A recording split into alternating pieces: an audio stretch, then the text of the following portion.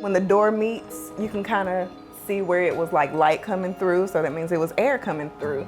So they put this weather strip in here, and then also, if you can see closely, it's insulation in between this crack right here. And so they went through, you know, and made sure anywhere that there was air seeping through, they sealed it. Well, I noticed that my electric bill in the wintertime was extremely high. Last year specifically, I had a disconnect notice and it was like $990. And so that's, you know, close to about $500 a month. I'm a cancer survivor and I wasn't able to work. So it was very hard to keep up with my bills. I was exhausting all resources, going through, you know, DSS, church agencies, trying to get some type of assistance to help pay these bills, and mainly, you know, the electric bill.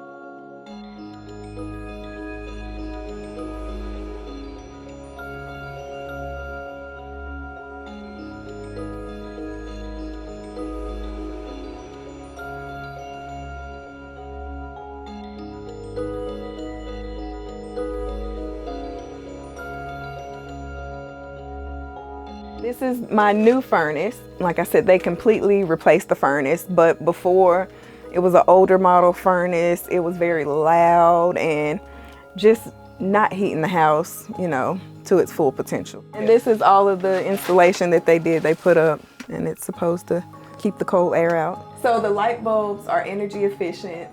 They're very bright, so where I would typically have 3 light bulbs, I can really only stand 1. It does the job. This past month, my bill was $67. I wanted to cry. I just couldn't believe it. I'm like, I'm checking and I'm like, are you serious? It's a 2-part program.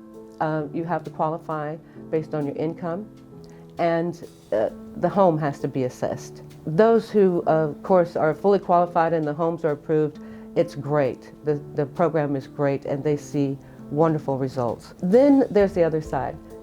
If they qualify based on their income and the home is not or has been deferred, then there are some renovation work that has to be done by the owner.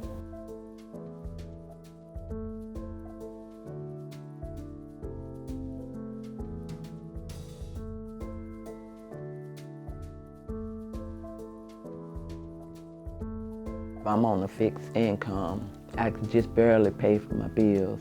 I was getting food stamps, but because I get a little disabled check, they cut my food stamps down to $6, which I can't buy anything with that. So hopefully, I'm just being patient to see what I can get done.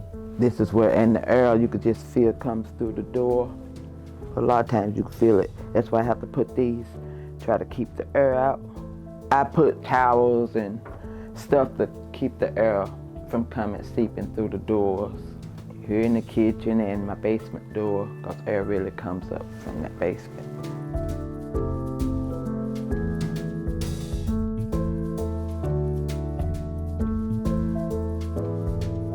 What we're finding for some of the residents, the ones who need it the most, they're living in homes that average 75 years of age. There are some structural damage, you know, in the homes.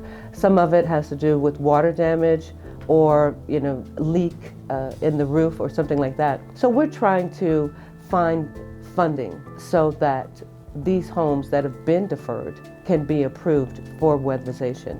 If we can find funding that will provide some renovation work so that they can get the weatherization, that would be great.